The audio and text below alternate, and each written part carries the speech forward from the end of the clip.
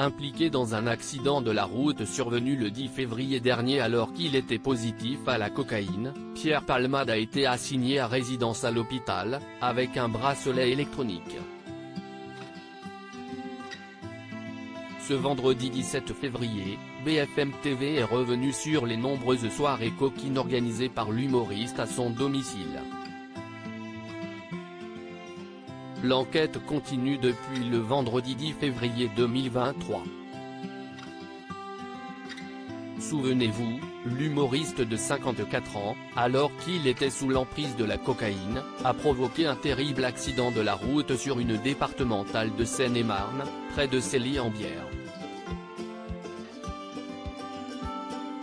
Aux alentours de 19h, Pierre Palmade s'est déporté sur la voie d'en-face, avec deux autres individus à bord, percutant de plein fouet un autre véhicule, avec, à l'intérieur, 3 passagers, un homme d'une quarantaine d'années, son fils de 6 ans et une femme enceinte de 6 mois et demi.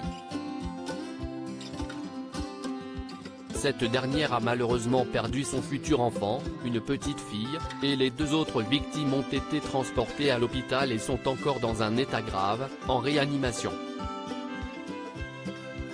Si l'humoriste était hors de danger dès le lendemain de l'accident, il est resté à l'hôpital pendant quelques jours, avant d'être placé en garde à vue. Après être passé devant le tribunal de Melun, la première sentence est tombée.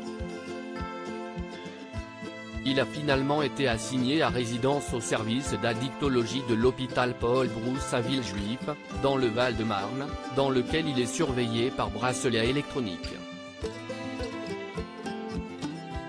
Mais l'enquête continue, puisque son domicile a été perquisitionné ce lundi 20 février, après l'ouverture d'une enquête pour détention d'images pédopornographiques. Pour rappel, lorsque l'accident a eu lieu, Pierre Palmade faisait la fête depuis déjà 24 heures à son domicile de Célie-en-Bière. Des soirées coquines qu'il a déjà évoquées dans le passé. Les soirées coquines de Pierre Palmade depuis de longues années, l'addiction à la drogue de Pierre Palmade était connue par beaucoup de personnalités françaises.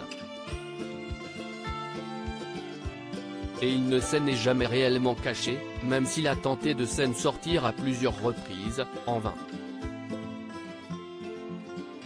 Vendredi 17 février 2023, nos confrères de BFM TV ont consacré leur soirée à une enquête sur l'affaire Pierre Palmade.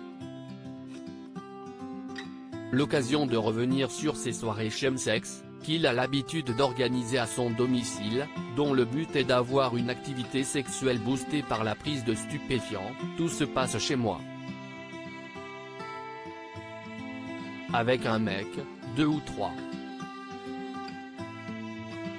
Ce sont de longues heures qui durent toute la nuit, parfois la journée suivante, avait écrit Pierre Palmade dans son livre « Dites à mon père que je suis célèbre » sorti en 2019 et cité par BFM TV.